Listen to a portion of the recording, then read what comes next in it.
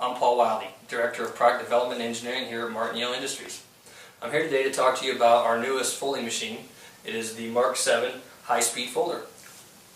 This machine will come to you packaged in a skid in a crate and will have several components to it. When you first pull the machine out of the box, this is the main component that you will see. You will also have in separate boxes within the box, you will have two fold tables. This being fold table number 1.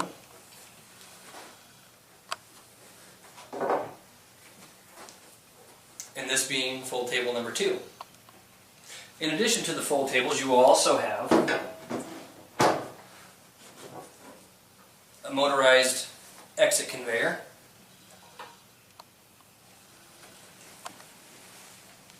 and you will also have a friction feed table.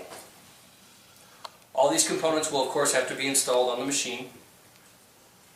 Once you've unpacked all your components and verified that they're in good condition, the first thing you're going to want to install will be the exit conveyor.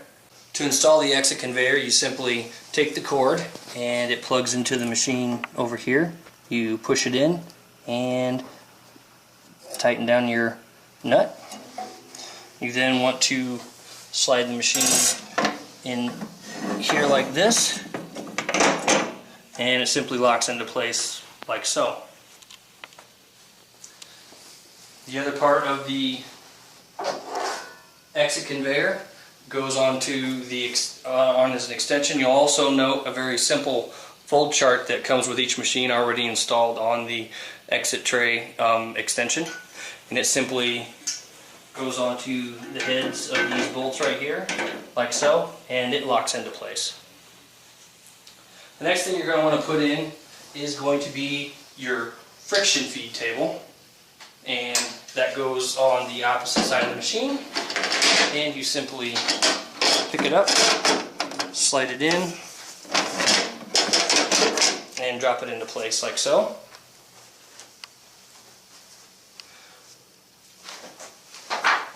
The next thing you're going to want to install is your fold table number 1. Fold table number 1 is very easy to delineate from fold table number 2. It is longer than fold table number 2. Fold table number 1 always goes on the upper side, and it just snaps into place. And fold table number 2 goes underneath the feed tray and snaps into place in the same manner. And you can see that was very easy to install. It actually probably takes more time to unpack it than it actually does to put all those pieces in there.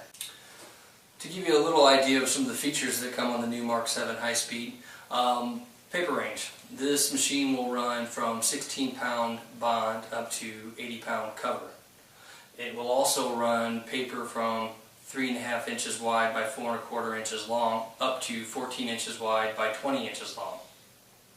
It comes with adjusting paper guides. The paper guides can of course be adjusted to run the ranges that I just gave you as far as paper width, and then this table is able to accommodate up to 20-inch long paper. Additional features that this machine comes with: it comes with a variable speed for the fold speed itself. It also comes with a variable speed for the exit conveyor. Now, the exit conveyor, since it is ran off of a separate motor, the speed needs to be adjusted proportionally to the speed that you're running the folding machine at.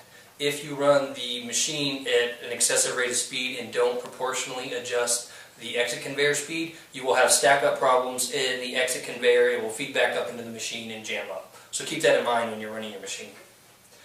We also have a D-jam handle installed on the side of the machine. The D-jam handle is actually freewheeling so that while the machine is running, it doesn't of course spin to cause any danger to anybody who may be wearing a tie or have long hair or something to that effect. But to use the D-jam handle, you simply pull out on it and turn. And when you're doing that, it engages the rollers and it D-jams whatever may be in the roller package. You might notice these little tongues on the side of the machine here. These are actually the types of features that you see on high-end floor model machines that you see in printers. And what these are for is to actually adjust the gaps between the rollers and the reason that these are like this is that they're spring loaded. As you can see here, I'm lifting it. You can see here that it lifts as well. And what you do is, depending on what paper weight you're running, you take a piece of the sample stock, and let's say you're doing a letter or Z fold, for example. The first roller, when the paper enters the nib, is the thickness of one piece of paper. You tear a strip off to that size, you simply lift that up, slide it in there, and now that roller is gapped to that thickness of paper. Of course, when you've ran it through the first fold plate and you're entering your second fold roller, now that it's folded once, you have two thicknesses of paper. So you fold a piece of paper over that you've torn, you pull that out, slide it in, and the roller is gapped for two thicknesses of paper. And then of course coming out, you've now folded the paper twice on a letter or Z fold, and now you need three thicknesses of paper following the same logic. You pull this up, slide it in, and now your roller's gapped for the two folds of paper. And there's actually corresponding ones on each side of the machine, so you need to do that to both sides of the machine when you're setting it up and getting ready to run your job. This machine's also equipped with a simple fold chart. This here is a simple fold chart that comes with the machine. It covers paper range 6 by 9, 8.5 by 11, all the way up to 14 by 20, and you also have your ISO paper sizes here for Europe in A5 up to A3 plus. And then over here you have a corresponding legend that shows letter Z, double parallel, and so on. And it tells you specifically where to set each one of the fold plates based on what you're folding. Fold plate number 1 on this particular fold in this particular size, you'd want to set at 6.02 inches. And then to the right of each one of the fold plate settings, you'll see a little arrow, and that little arrow tells you exactly where to set your stack wheels.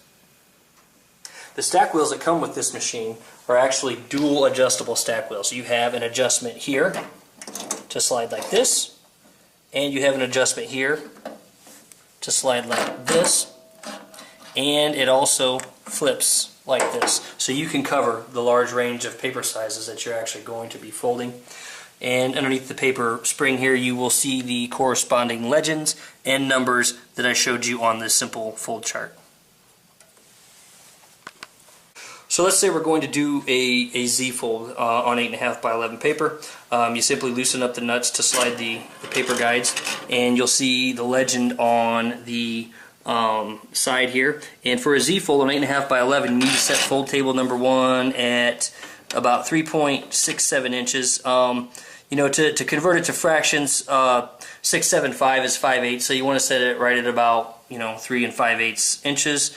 And you can see on the legend here, I've got it right at about 3 5/8 inches.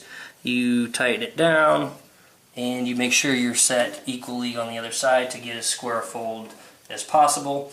Now, a lot of times you'll be dealing with stock that's not perfectly square cut, and when you're doing that, you have to be able to adjust your fold stops independently for non-square paper, and that's what these two knobs right here do. It gives you micro adjustment on the paper stop from side to side. Now that we've set the first fold table, I'm going to pull the second fold table out because it's a little easier to set it that way. And this was set up for a letter fold before, and the second fold on a Z and letter fold are exactly the same, and you can see this one's already set at 3.67 inches. You reinstall your second fold plate, and now your machine is set up and ready to run your 8.5 by 11 in a Z fold configuration. I talked a little bit about the paper range that this machine can run. Let's talk a little bit about the throughput. This machine can actually run at a rate of 36,000 sheets per hour, and that rating is determined based on an industry standard of how many half folds it can do an hour. So when you say 36,000 sheets per hour, that's saying you could do 36,000 pieces of 8.5 by 11 in a half hour that's half folded. If you of course want to do a letter fold, it takes a little bit longer. And it also, the speed is actually really determined by the operator, that it has to continually be loaded to achieve whatever throughput. So in this particular case, these paper guides are set up to hold an entire ream of 8.5 by 11 paper, which is 500 sheets. And you notice 500 sheets sits on there, and you're at the height of the paper guide. You of course don't have to run 500 sheets. You may only want to run 375 or 200, whatever the case may be. But once you've got all that set, your machine's now ready to be ran. Okay, once you've set up all the components that go on the machine and you've gotten it ready to fold, you want to also get it ready for the paper that you're going to be running, and that's also a determinant as to where your sheet separator needs to be set. You can see here that I'm clearly sliding the paper in and out of the sheet separator. This knob right here adjusts it, and you want to pull it in and out until you start to get some grabbing by that sheet separator, and then you know you're going to have a pretty good feed on it. You want to get just a slight grab, and again, this is variable. I mean, climate conditions, humidity in the air, things like that are going to vary how paper feeds in a paper folder. So, you can't expect to just drop your stack on here and start running it and walk away, because environmental conditions can change, feeding conditions of folding machines. So, just like any other folder, you may have to tweak with the sheet separator. To turn your machine on, you simply power the switch on. You can see here that you have a red LED counter that counts the number of sheets that you've folded. As I alluded to earlier, this is your fold speed. This goes from 1 to 8, which of course 1 being the lowest, 8 being the fastest, but you can turn the machine on, and it starts to go very slowly, and you won't be able to hear me in a moment as I turn it on.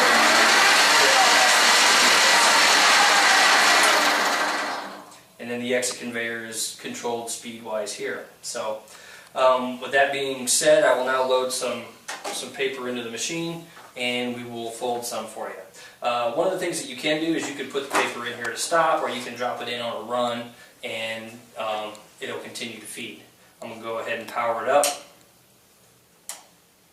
and turn on the speed.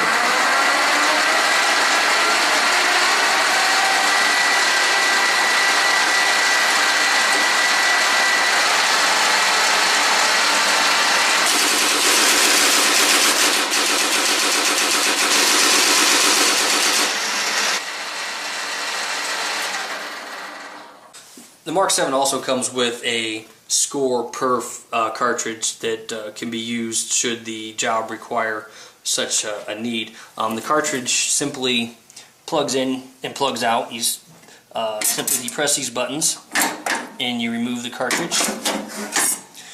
And then what you do to do your scoring or perfing job, you remove this hex cap right here, pull this off, you pull these off, and then the score and perf wheel that come with it and the backup hubs would get mounted on here, and then you would reinstall it back into the machine to do the score or perf job.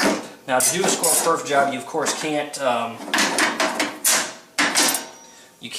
fold at the same time, because if you have a score or perf wheel on the shafts here, it's going to score or perf whatever it is that you're folding. Both fold tables come with a reversible profile to put them in backwards. You'll notice along this geometry right here, you'll see a radius. This radius is to match up against the rollers. If you want to do a score or perf job, you simply put your fold table in backwards, like so. And you do the same thing to the second fold table. Now, since your fold table is in backwards, and the end that is put in is actually sealed off, it's called a diverter, and it diverts the paper straight through, instead of entering the fold table, straight through the roller package and down through the score perf wheels that you installed, and then it will come out on the exit conveyor either scored or perf, depending on what type of job you're running. At Martin Yale, customer needs is always a primary concern for us. When this unit was designed, it was designed benchtop in mind. However, we realized that the need of many customers is to have this type of unit mobile. So we designed a stand that can be purchased separately, that the unit's custom fit on. It has indents in it for the legs to fit in, and it has roller casters on the bottom as well. In addition to the use for the friction feed, this stand was also designed to hold an air pump. We will have an air feed version of this machine out sometime spring 2013.